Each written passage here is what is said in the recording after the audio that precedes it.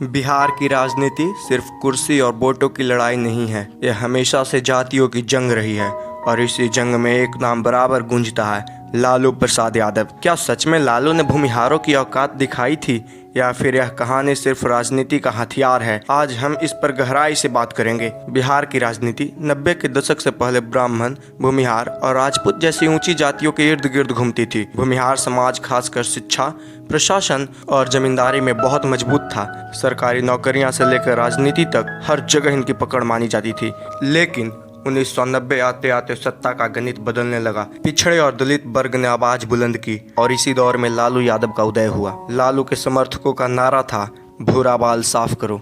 भूरा बाल का मतलब भूमिहार, राजपूत, ब्राह्मण और लाला। यह नारा सिर्फ चुनावी जुमला नहीं था, बल्कि एक खुला ऐलान था कि अब बिहार की राजनीति में स्वर्णों की बादशाहत खत्म होगी। इस नारे ने भूमिहार समाज को सीधा टारगेट कर दिया। लालू के शासनकाल में भूमिहार समाज को ऐसा लगा कि उन पर एक तरह का राजनीतिक बहिष्कार थोपा जा रहा है। पुलिस प्रशासन में उनका दबदबा कम हुआ और सामाजिक सम्मान पर चोट की गई। कई जगह जातीय संघर्ष बढ़े, नरसंहार की घटना सामने आई। भूमिहारों को यह लगने लगा कि अब लालू उनकी औकात याद दिलाना चाहते हैं। लेकिन सवाल यह है, क्या लालू यादव सच में भूमिहार समाज को नीचा दिखाना चाहते थे या फिर ये सब उनकी एक राजनीतिक रणनीति थी? असलियत यह है कि लालू यादव ने ओबीसी और दलित समाज को एकजुट करके अपनी राजनीति चमकाई और ऐसा करने के लिए उन्हें एक खलनायक चाहिए था और वो बन गए स्वर्ण, जिनमें भूमिहार प्रमुख थे। लालू जानते थे कि अगर गरीब यादव, दलित, मुस्लिम और पिछड़े एक साथ हो गए तो भूमिहार और राजपूत जैसे मजबूत तबके भी टिक नहीं पाएंगे,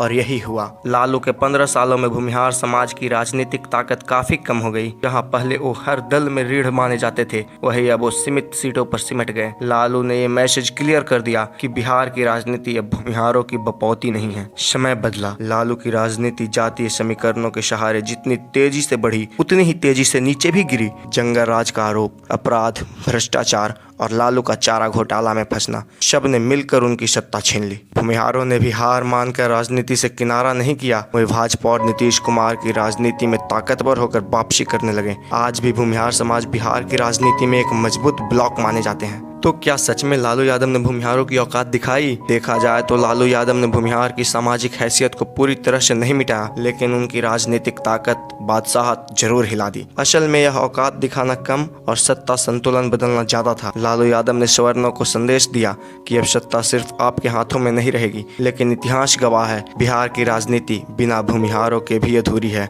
और बिना यादवों के भी। दोनों की जंग ही बिहार का असल चेहरा है। तो दोस्तों, आप क्या मानते हैं? लालू ने सच में भूमिहार की औकात दिखाई या सिर्फ एक राजनीति का खेल था? कमेंट में अपनी राय जरूर बताइए और हाँ, चैनल सब्सक्राइब कर दीजिए।